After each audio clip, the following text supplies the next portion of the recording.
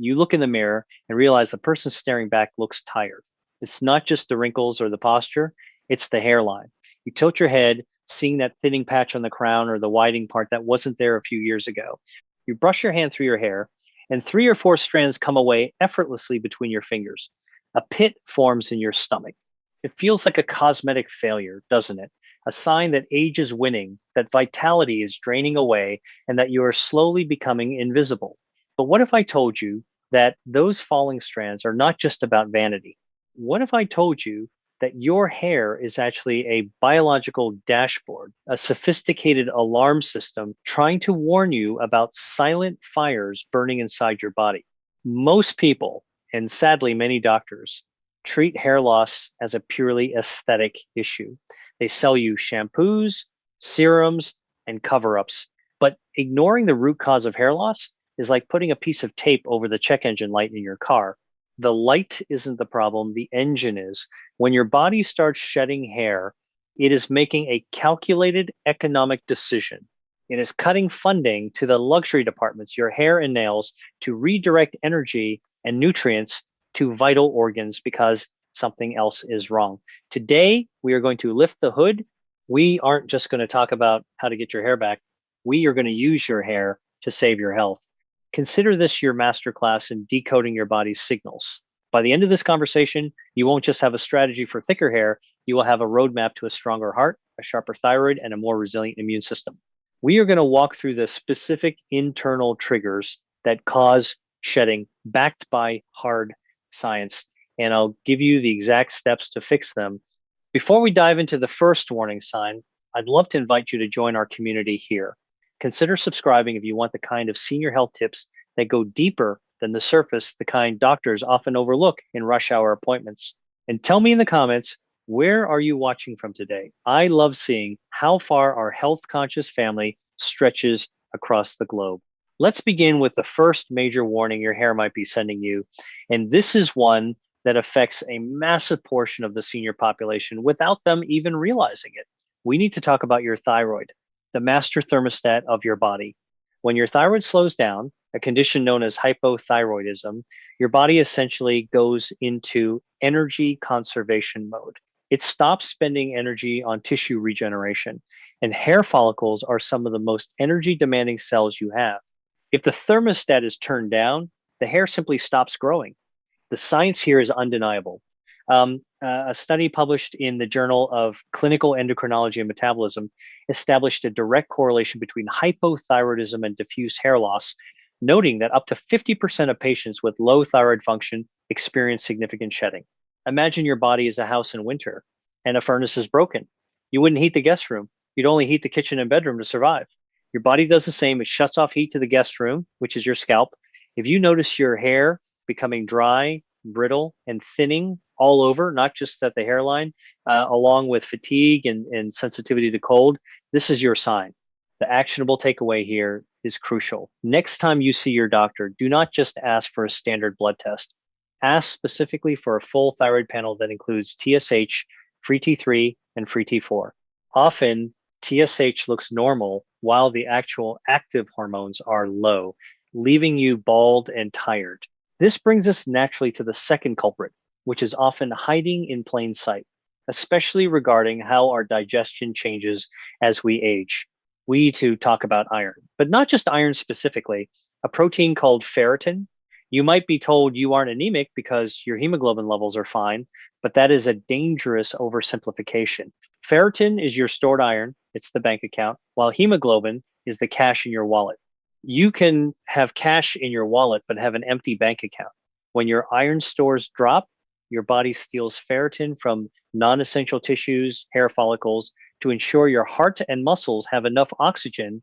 A pivotal study in the Journal of Korean Medical Science analyzed over 300 patients and found that women with hair loss had significantly lower serum ferritin levels than controls, with the magic number for hair growth being at least 30 nanograms per milliliter, though many experts argue you need to be above 50 or even 70 for optimal regrowth. Imagine your blood cells are delivery trucks carrying oxygen to a construction site. Your scalp, if you don't have enough iron, you have no trucks. The construction stops, and the building collapses. If you are shedding, ask your doctor to test your ferritin specifically. If it is low, don't just guess with supplements. Look at adding iron-rich foods like liver, spinach, or red meat paired with vitamin C to help absorption. Because as we age, our stomach acid weakens, making it harder to absorb minerals. Speaking of absorption, this leads us to the third warning sign, which is all about the building blocks of your body. We have to discuss protein intake. As we get older, our appetite often decreases and we tend to gravitate toward toast, tea, and lighter meals. But hair is 90% keratin, which is a protein. If you aren't eating enough protein, your body simply cannot manufacture hair. It is like trying to build a brick wall. When the delivery truck stops bringing bricks, eventually you just stop building.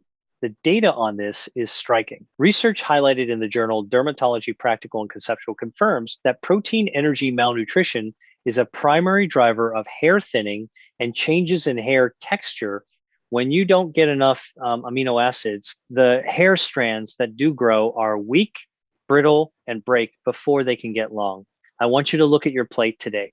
Are you getting a palm-sized portion of protein at every meal? Aim for roughly 1-to-1, 2 grams of protein per kilogram of body weight. If chewing tough meat is difficult due to dental issues, which is common and understandable, swap to softer options like eggs, Greek yogurt, or a high-quality whey protein shake. It's the easiest fuel injection you can give your follicles. Now, let's shift gears to a warning sign that tells you about the pressure your body is under. We need to talk about stress, but not just the feeling of being busy. I'm talking about chronic, low-grade physiological stress that floods your system with cortisol. You might have noticed a time in your life, maybe 3 months after a surgery, a flu, or the loss of a loved one, where your hair suddenly fell out in clumps. This is called telogen effluvium. It's a shock to the system. But in our senior years, chronic worry or chronic pain can keep cortisol levels permanently elevated. Cortisol is a bully. It tells the hair follicle stem cells to stay in the resting phase. A groundbreaking study from Harvard University, published in the journal Nature, found that stress hormones actually impair the stem cells necessary for hair growth, keeping the follicle dormant for extended periods. Imagine your hair follicles are soldiers waiting for the command to march. Cortisol is a general screaming, halt indefinitely. If you feel wired but tired, carry tension in your shoulders, and see shedding, your hair is begging you to relax. The fix here isn't a pill, it's a practice. You must actively engage in lowering cortisol. This could be 10 minutes of deep belly breathing, a slow walk in nature, or even just listening to calming music. You have to signal safety to your body so it feels secure enough to grow again. While we are discussing hormones, we have to tackle the elephant in the room, the one most people assume is the only cause of hair loss: androgens, specifically dihydrotestosterone or DHT. This applies to both men and women. In men, it's the classic male pattern baldness. In women, it often appears after menopause when estrogen drops, leaving testosterone unopposed to wreak havoc. DHT binds to receptors in your scalp and literally shrinks the follicle. It miniaturizes it until it can only produce a tiny peach fuzz hair and eventually nothing at all. However, here is the nuance most people miss. It's not just about genetics, it's about inflammation making the follicles more sensitive to DHT. A study in the International Journal of Trichology noted that inflammation around the follicle accelerates this genetic process. Think of DHT as a weed killer, and your hair is the grass. As we age, our defense against this weed killer weakens.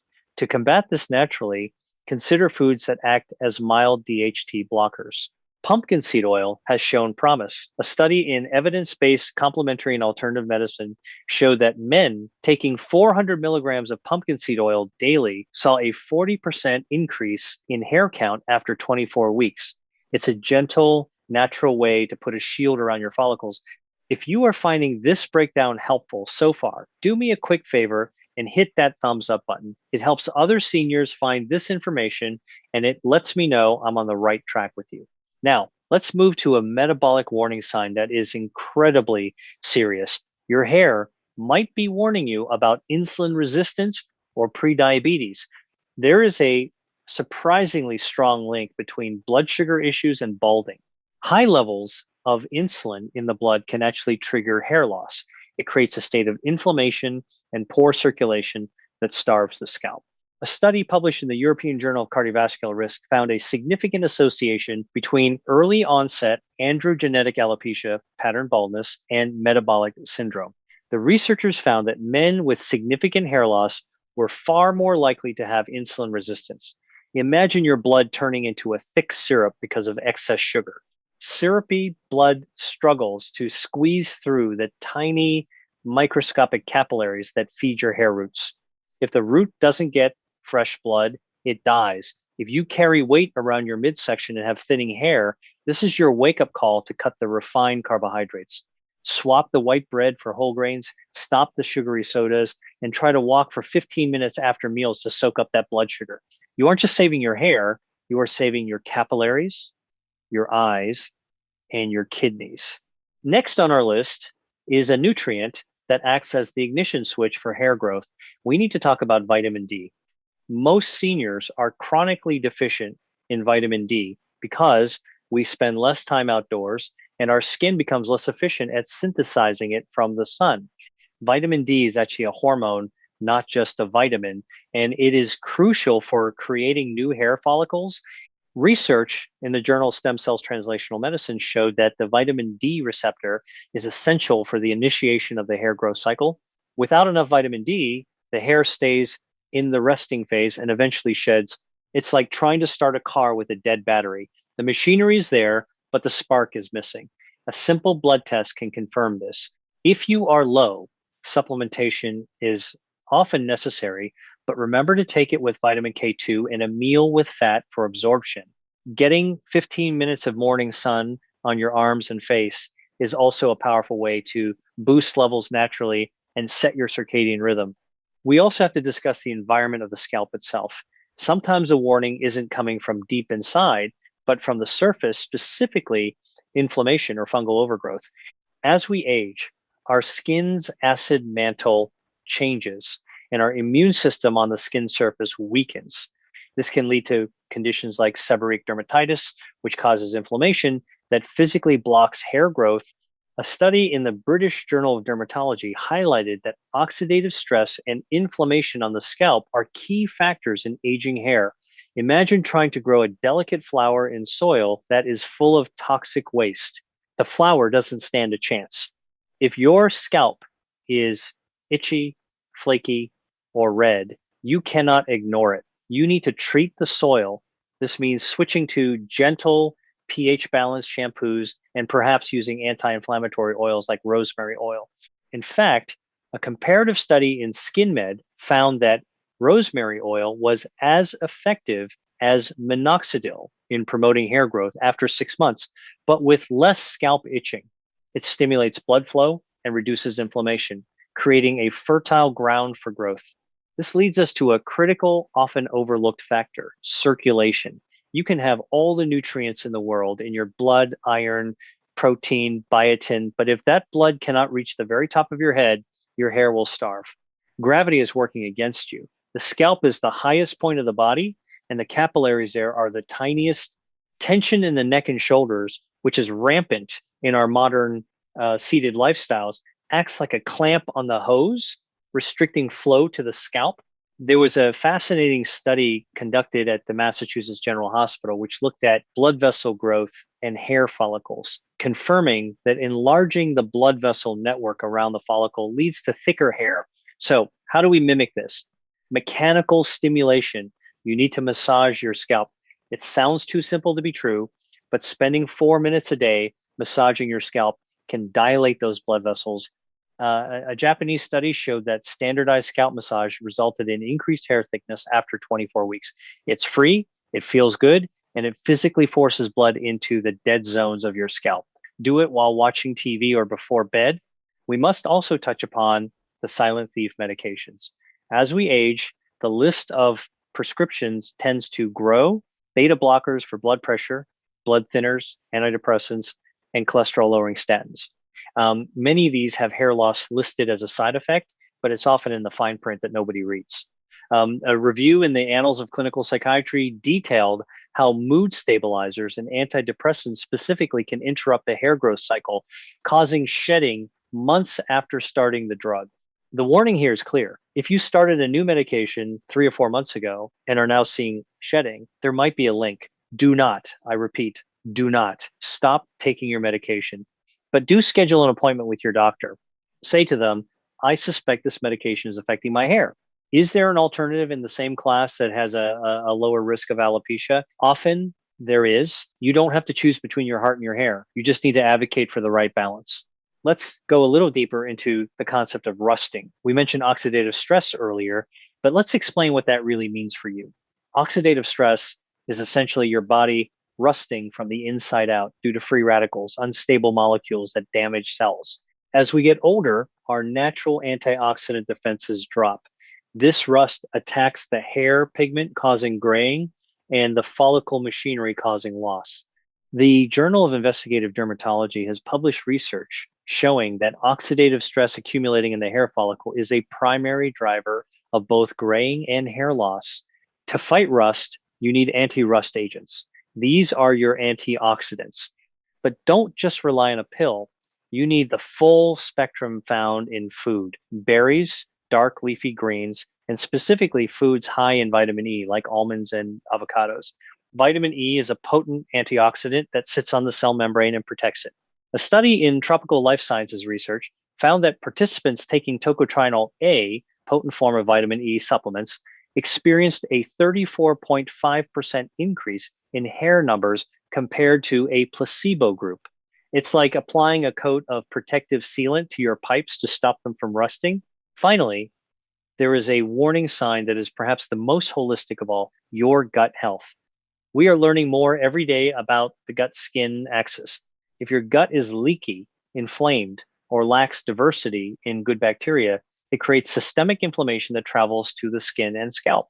A study in beneficial microbes explored the potential of probiotics to change skin and hair health, suggesting that a healthy microbiome can reduce the inflammation that triggers hair shedding.